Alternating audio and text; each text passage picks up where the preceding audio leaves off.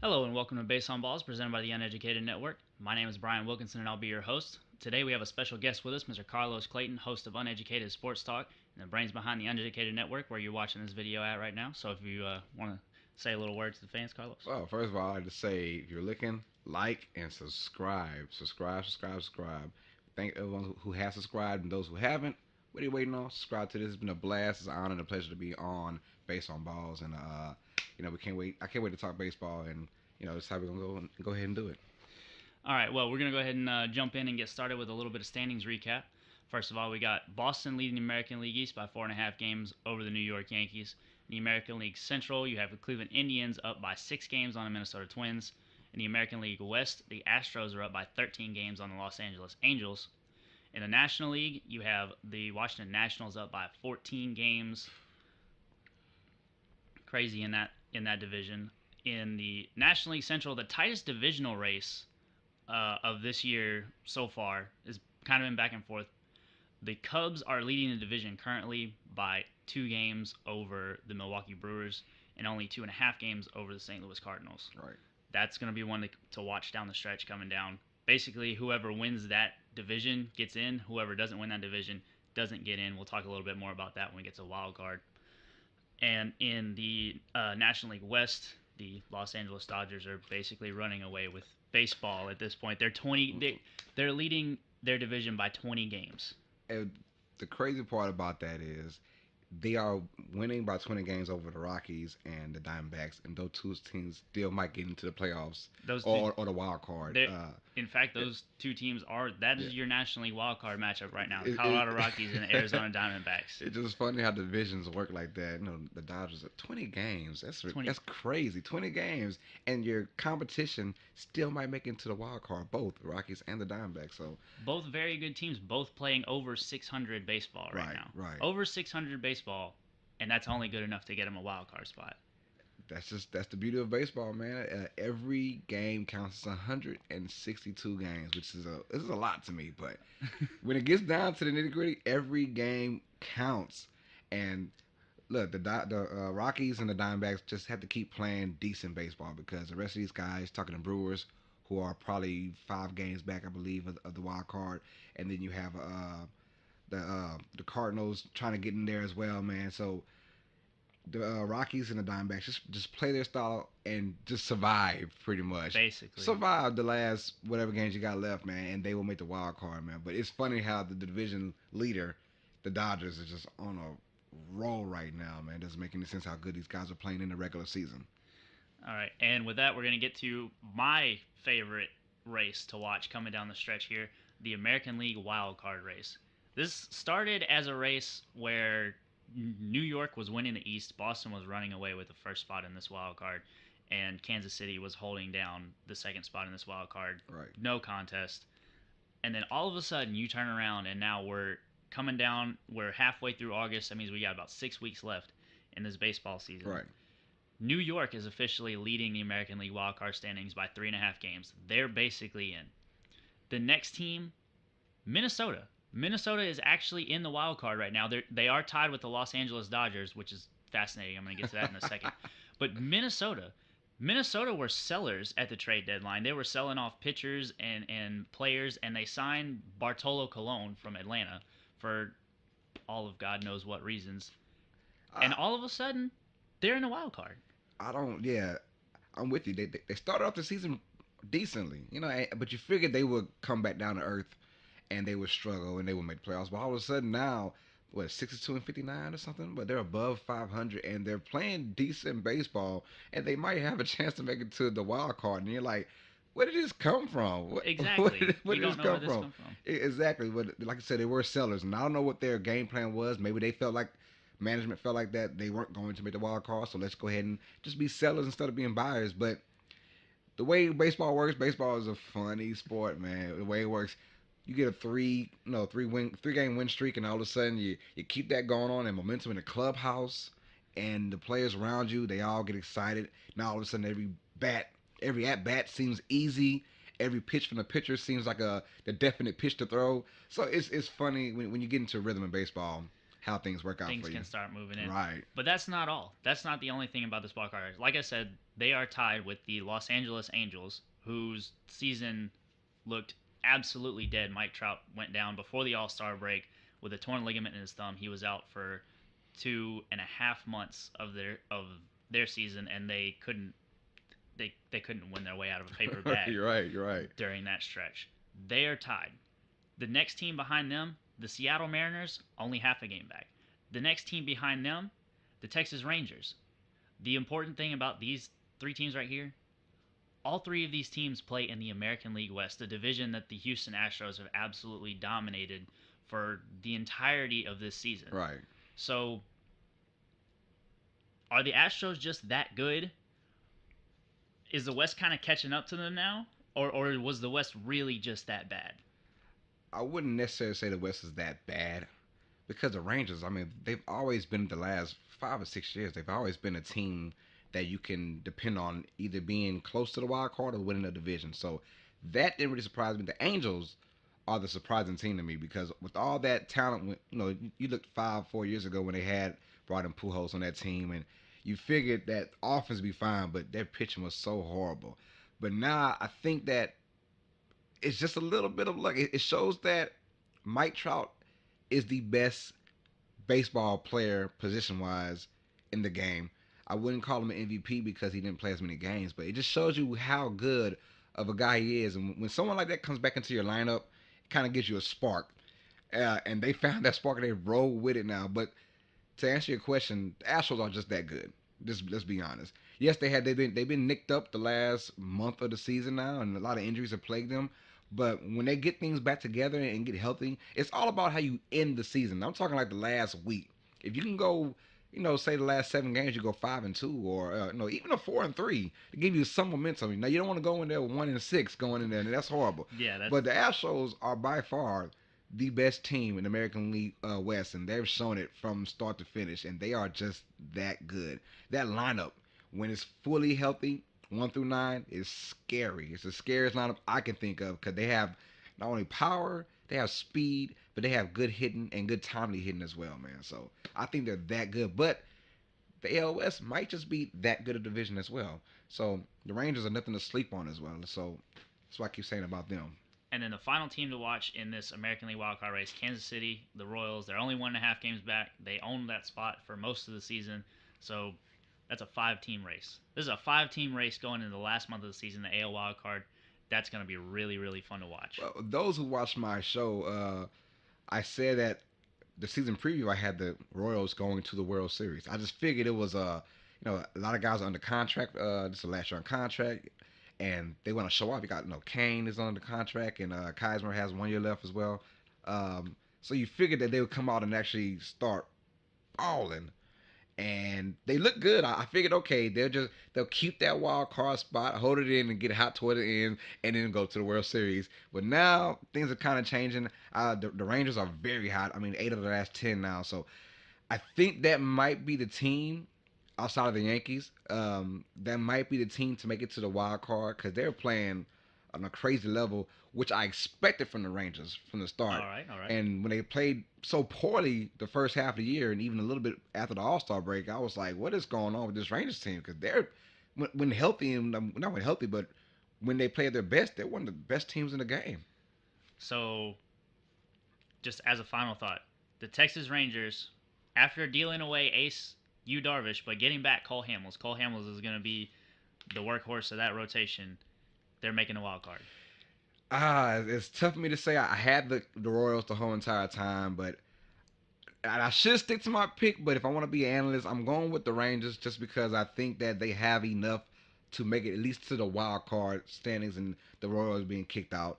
As much as I would love to see the Royals, because I am a huge Royals fan, I like the underdog team, kind of like that, the underdog mentality. But I see the Rangers bypassing the Royals, and even the Brewers passing them up. The Brewers have looked pretty good. Not the Brewers, excuse me, that's the National League. I'm tripping on that. But the Rangers bypassing up the Royals, I see that happening. So I see the Yankees at the 1 and the Royals at the 2 for the wild card spots. All right, all right. Some final. Just throw this last one out at you. The top two dogs in the American League MVP race for the better part of the season have been rookie Aaron Judge Mm-hmm. and second baseman Jose Altuve from Houston. If the Angels make a wild card and they get out of the wild card round, is Mike Trout MVP? No, that's a definite no for me. Yes, he is the best player in the planet, I think, in baseball. And it's kind of tough to give one positional player the best in your game kind of title in baseball. But he is, in my opinion, he is five tool athlete in baseball. He could do it all. It just shows you how good he is when he comes back. How the Angels respond to that. But I think Jose Altuve has been from the start to finish the best guy in the game. He doesn't lie you with the home run numbers, but he's not supposed to. You know, he's only 5'2". So, but no, that being said, I think Jose Altuve is going to be the MVP, and he should be the MVP. I'm tired of these guys winning MVPs just by the numbers. Like Uh-huh. the guys who win MVPs and they hit 50 home runs or 45 and have like 110 RBIs, but they don't make the playoffs. Right. I understand why they're the MVP, but if they're so valuable, why did their team make it to the playoffs or no to the wild card round? I don't get That, that. But that, Jose that is true. Altuve has been playing lights out for the last 2 3 years. His team is finally like recognized as a great team and a tough team, That is and true. he is the catalyst. No matter how many home runs Correa and Springer hit, Jose Altuve is the catalyst for that team. He is the MVP, but Mike Trout is still the best player in baseball. Mike Trout is the best player in baseball. You heard it here first, ladies Mike and gentlemen. Trout. All right. With that, we're going to move on. This weekend, this upcoming weekend, the rest of this week and the upcoming weekend is a super, super special time in the baseball world for all of us baseball fans. It's the Little League World Series. This week is all about fun, having fun, Right. going out, playing on the diamond. We're actually bringing the St. Louis Cardinals and the Pittsburgh Pirates will be playing a game in Williamsport, Pennsylvania, on a minor league field, little league field. It's only going to be 2,500 seats, and they're going to be right there playing ball with all the little leaguers, having all kinds of good fun. And the other important thing about this weekend is that this is actually an international tournament. Right. There's two brackets. You have brackets with teams brought by the U.S. and teams coming from around the world. This year we've got representing the United States: Connecticut, Michigan, New Jersey, North Carolina, South California, South Dakota, East Texas, and Washington. And then from the international side of the bracket, we've got a team from Sydney, Australia, making their second ever appearance in the Little League World Series. Okay. They came last year, didn't fare very well, but they made it back again this season. That's kind of all what Little League is all about Right. right there.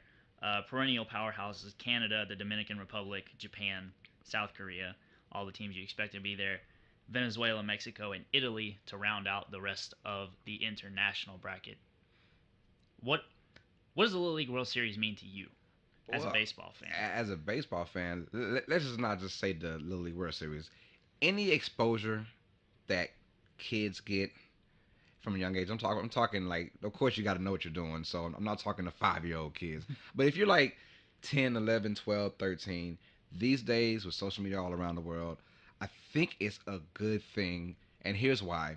Out of all these teams that are coming in, and you're talking to everyone from the United States side and everyone from the other countryside, here we go. How many of those guys are going to be playing Major League Baseball, professional baseball? Not a lot. Not Not a many lot. of them. So this might be that kids. You never know. All these kids get their time to shine, and it's something they can look back on 10 years from now. Like, you know what, that was a good moment, because they might not get that moment hitting home runs in a Major League Baseball game. Same thing with those kids in AAU basketball. Hmm. They might not go to the pros, but just to have that exposure for one weekend or for 1 week or for 2 weeks, however Oh long yeah, they're there for, I think is a beautiful thing, and I love the fact because it can either it won't break you, but it can make you. When I it can definitely when I make you. say that is, you see yourself on TV and you see yourself, whether you're striking out, whether you're hitting home runs, catching a fly ball, whatever, it makes you want to be better. Dude, I was on TV. I Oh was on yeah, TV. I was on. People were talking. ESPN had my highlights. Yes, I was that guy in the dugout, right. but I was at that game where the highlights were. So I want to get better because I like the feeling. Yeah, So that can make you, and it can help you do better into whatever field you're in, whether it's basketball, football, or baseball. But the little league itself, when you bring all those teams in, it's just for that 1 or 2 weeks it lasts.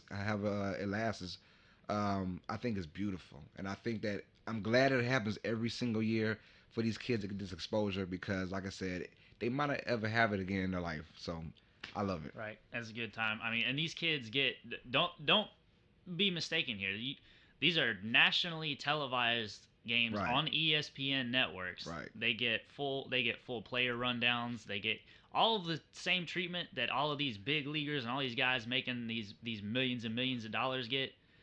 These all of these kids get to experience that and get to have fun doing that and right, just show off their personality and how much they love the game of baseball, which is to me absolutely brilliant. We watch it every year. right. I haven't personally played in it, but I've had friends of mine and siblings of mine that have played in it. And we've been, it's so much fun sitting in the room with everybody and just watching that game and cheering on all the kids just to have a good time and be productive and have positive impact on their lives Yeah, like that. win, loss, tie. I mean, it's still a wonderful feeling for whatever kid is on there. Whatever. If you're winning or you're losing, if you're a coach or if you're a parent of that kid, you love it. You're just like, you know what, Right. just have fun. There's no yes, the you want to win it all, but no one's gonna Obviously. not Yeah. everyone's gonna win it all. And when you're in this stage of your career as a child, that should not be that shouldn't matter. And most of these coaches know that this team or that team isn't gonna make it, Right. but it's about the experience and it's about having fun and it's about showing these kids something that might not ever happen again in their life. And that's why I love it. And it's, like you said, it's brilliant. Right.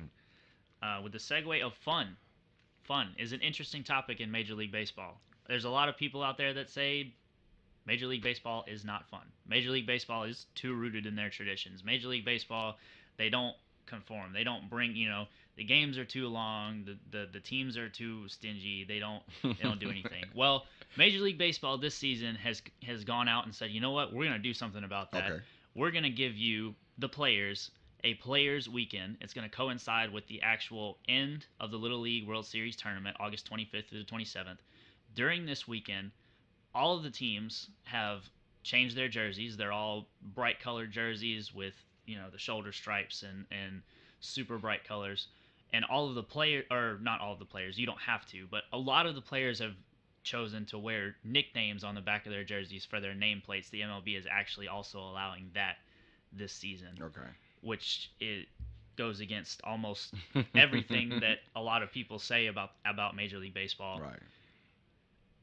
This could be great for the MLB. This could be something that brings the MLB to more fans. It gets more people involved, gets more people interested Yeah. in the sport.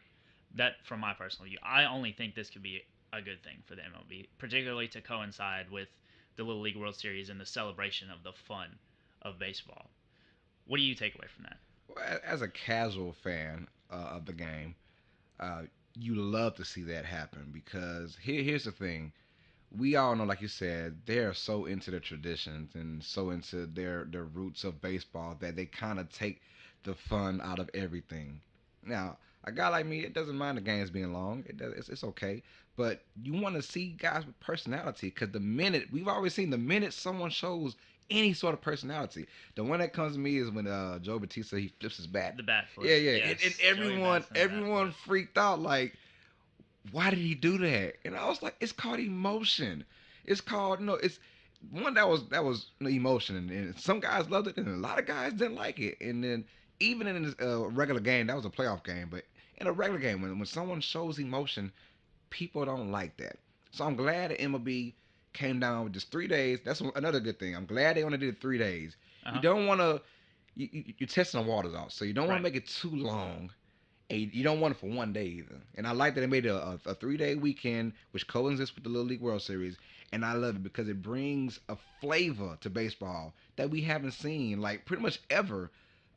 Guys get to have fun because they're tired of seeing the basketball players and the football players come on with all these, well, mostly basketball, but they get to kind of show their personality.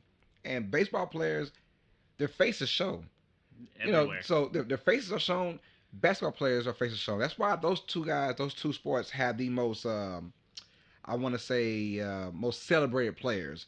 Football players, they're celebrated, but you don't really see them unless you've seen commercials on Right. them because they had the The helmet and all helmets that. and the Yeah, yeah. face So mask, and yeah, you can't but the really see baseball them. players and the basketball players, they have their faces shown, so they're more celebrity like to the outside world. Well, now you bring not only their faces, but you make it colorful now. So the outside fan, the non-casual fan, like my wife, will come out and watch a game because look at those pretty Yeah, look at colors. all the bright Yeah, colors and and the sleeves are having like names on them. yeah, I heard something like that now. So you bring that in for a weekend, and all these guys get to be themselves for just one weekend. I wish they would, just let them, scream as loud as they want to, or talk mess for a half a second or something. But yeah, they're not going that route, not right now. But I'm glad it's happening. It shows a little personality into baseball because Lord knows we need it for baseball. They need personality because if they want to bring these, and ratings have gone up the last couple of seasons from what I heard. They have gone up, but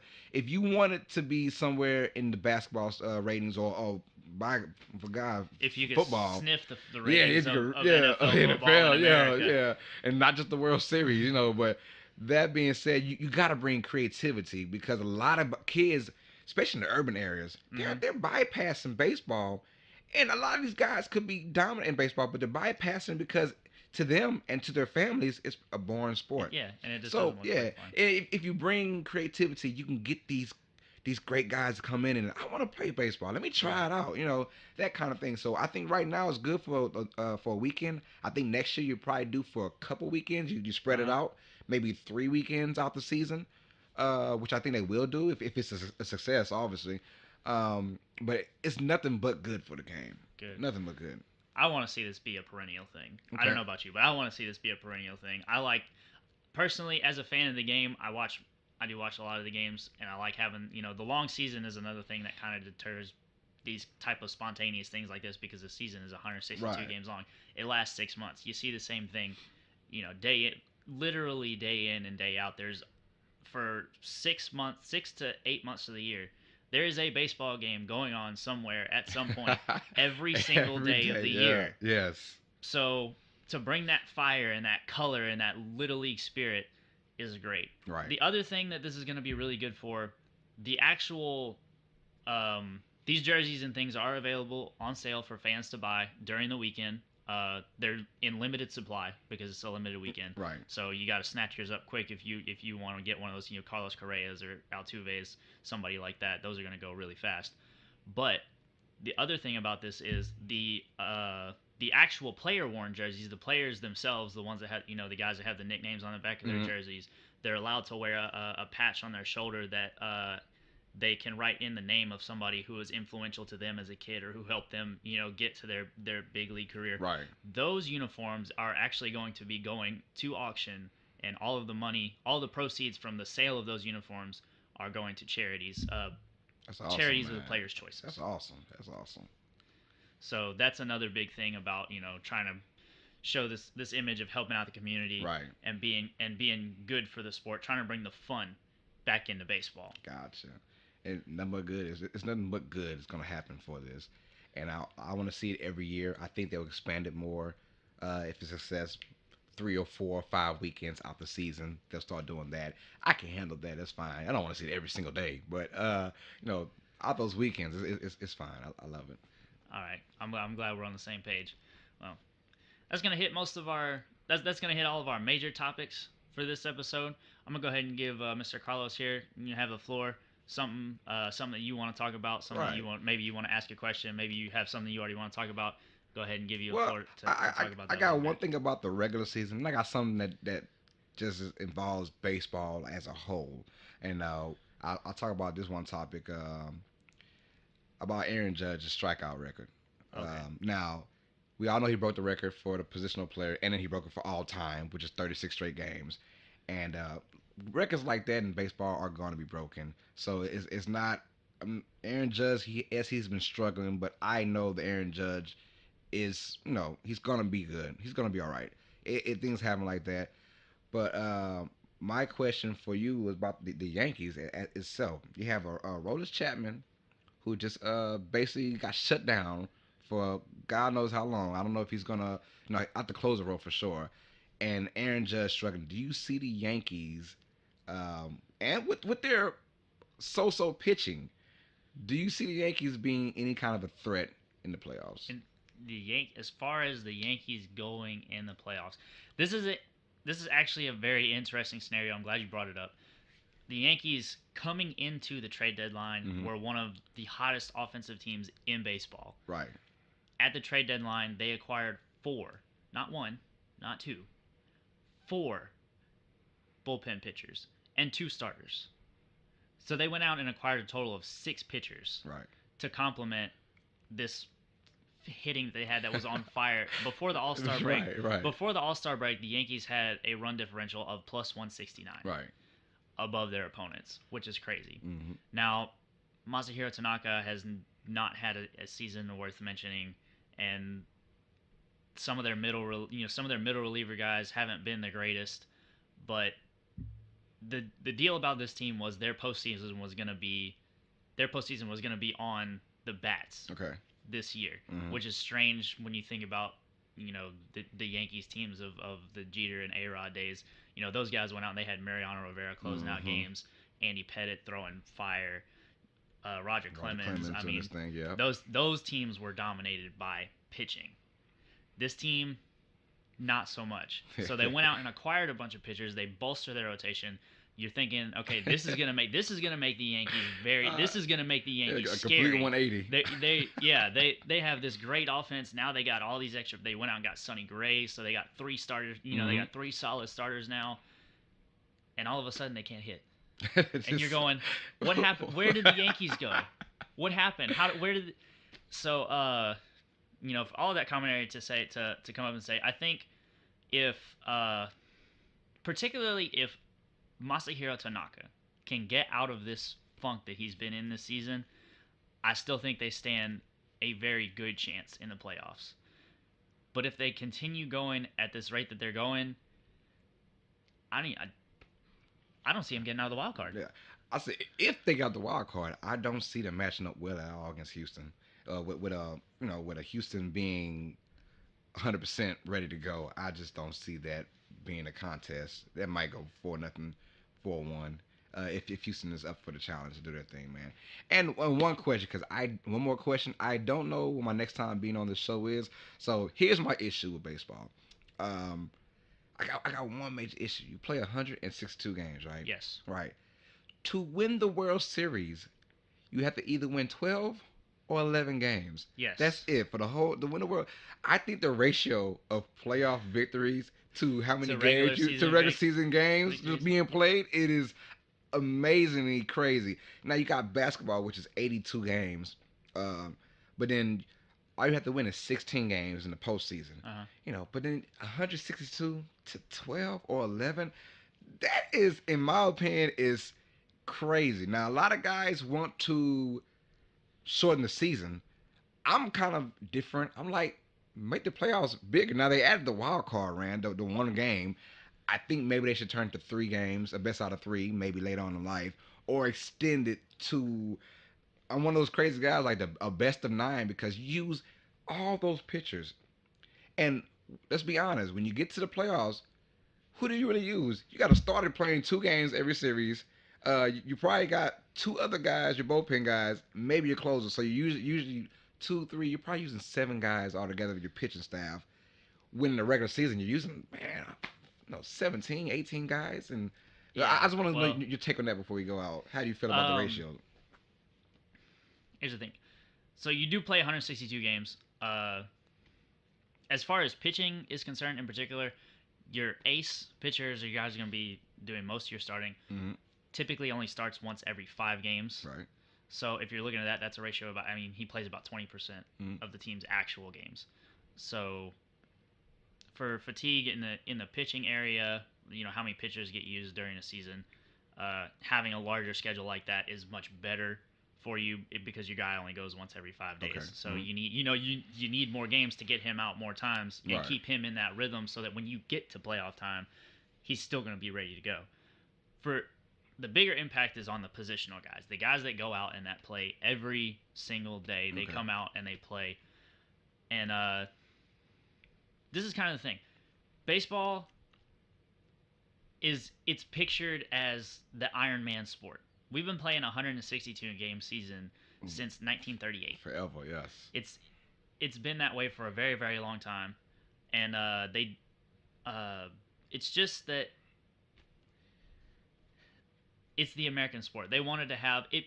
The length of the season became based on business. Basically, Okay. this was the early guys trying to sell their product, All right. their Gotcha. entertainment product to the people. Right. So they wanted to get in as many games as possible. That's why you have baseball. Mm-hmm. Like I mentioned earlier, baseball is played every day when it's in season, and people still love it. People still go to watch it.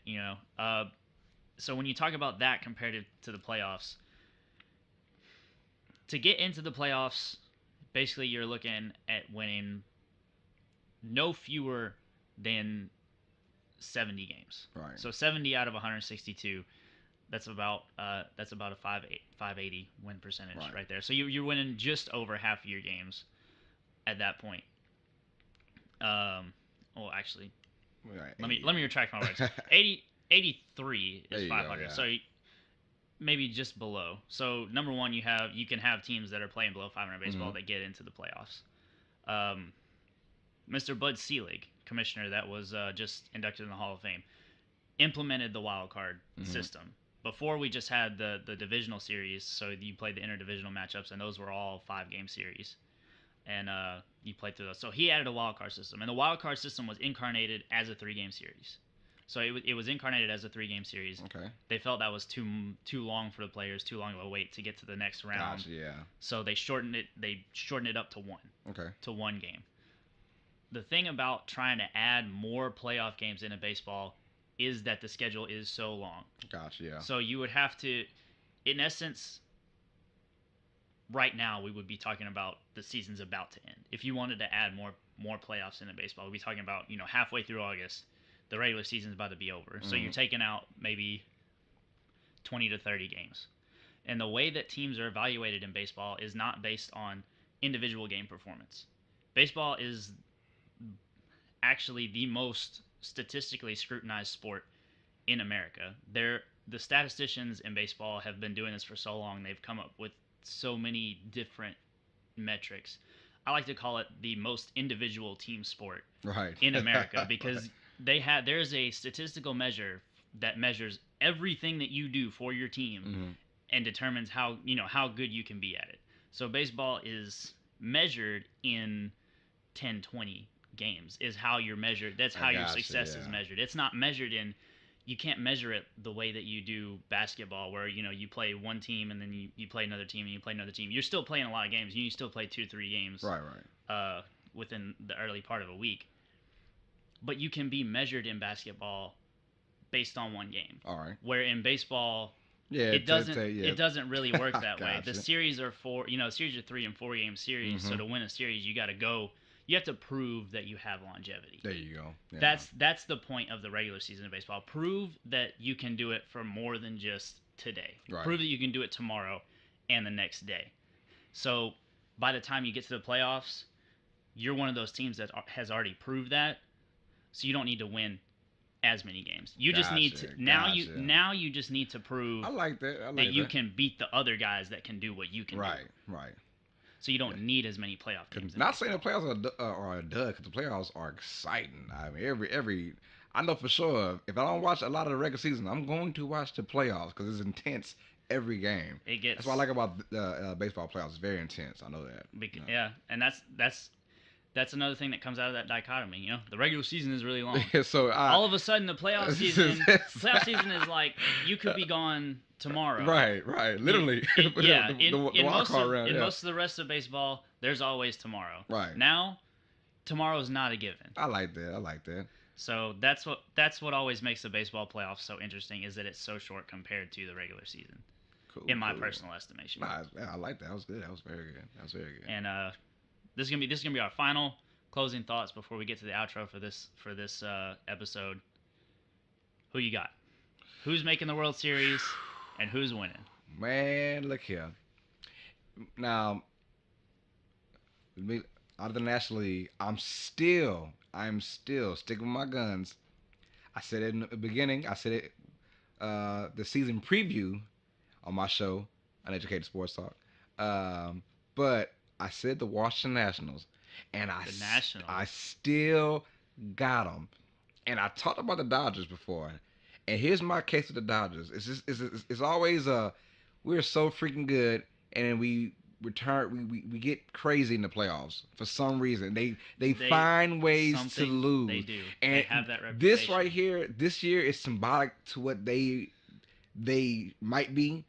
They're this great team and they're killing the division, and then they get to the playoffs and might lose in the division series. Mm-hmm. You know, that's the Dodgers all day. Clayton Kershaw has this crazy, phenomenal season, gets into the playoffs, not only loses you one game, but probably two games in the series. You know, it's not really his fault because there's so much pressure on Clayton Kershaw as being the best pitcher in baseball. There's so much pressure on him, and I think sometimes unnecessary pressure to him.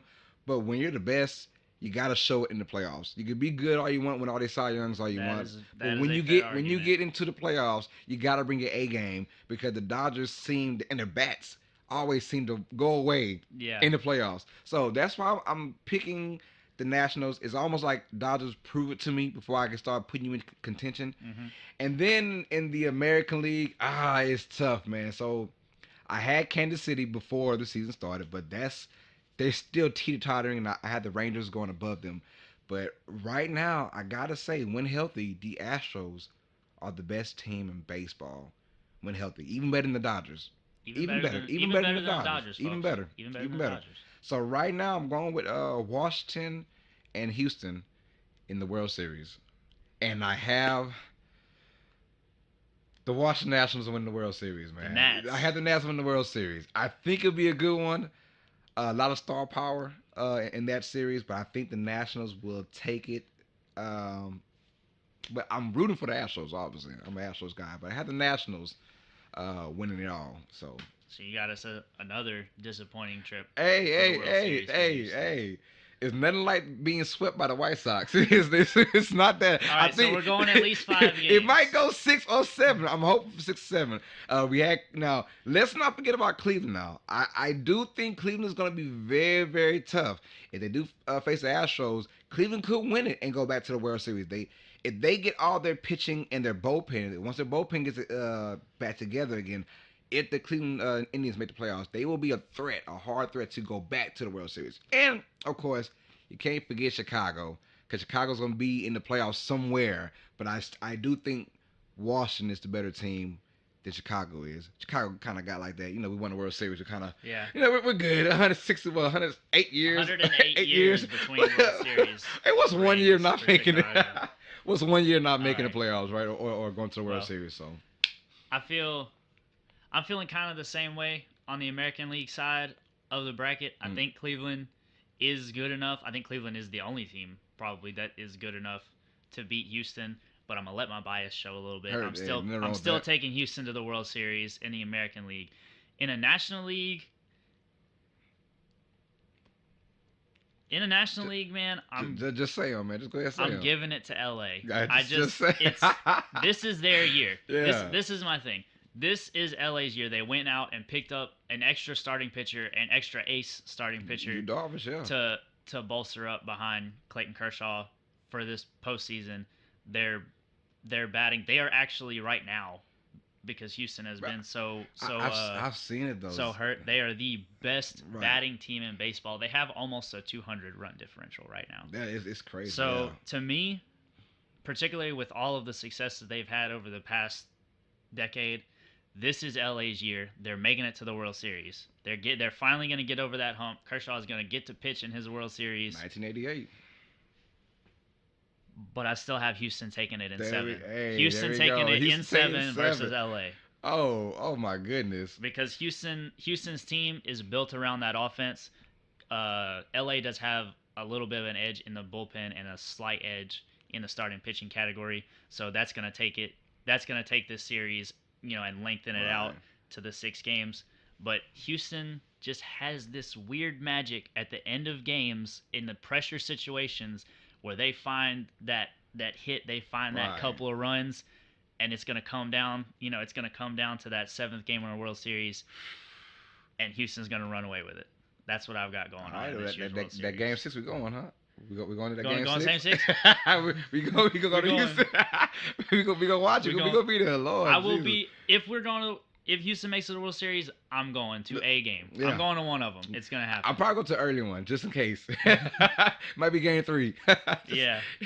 Well. Just in case, you never know. All right, y'all. Everybody, as always, thanks for stopping by. If you enjoyed the show, if you got something you want to talk about, if something you want to hear maybe in the next episode, remember to drop us a comment in the comment section. We'll be sure to get back to you. Like, subscribe, and we'll see y'all in the next one.